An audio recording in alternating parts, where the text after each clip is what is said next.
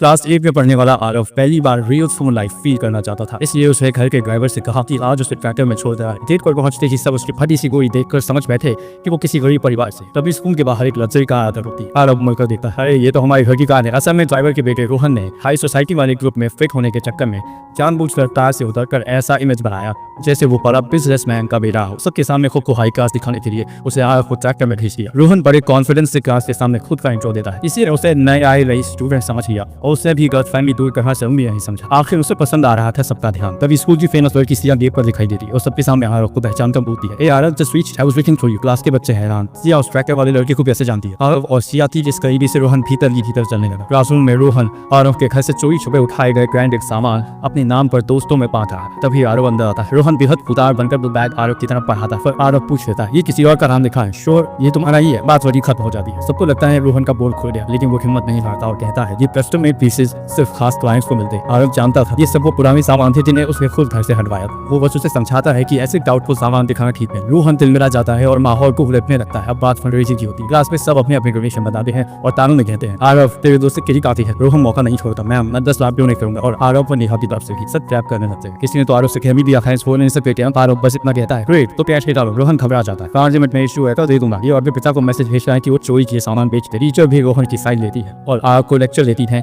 कि दूसरों की दानशीलता पर तंज कसना ठीक है। आरव शांत स्वर में बोलता है, मैं दिखावा नहीं करता। मैं 5 करोड़ डोनेट कर दूंगा और 10 गाँव में छोटी छोटी लाइब्रेरी भी बनवा दूंगा। क्लास हंस पड़ती है। हाँ, और पैसा EMI पर देगा। आरव बस फोन बनाता, अंकल 2 मिनट में 5 करोड़ कैश यहाँ ले आइए। सब ताने कसते रहते। तभी बाहर से कई लग्जरी कारें स्कूल में घुसती है। सिक्योरिटी और आरव का बटन बड़ी बड़ी कैश बैग्स लेकर अंदर आते हैं। सर आपकी 5 करोड़ की कैश आ गई। पूरा क्लासरूम स्टन और रोहन की हालत देखने लायक थी।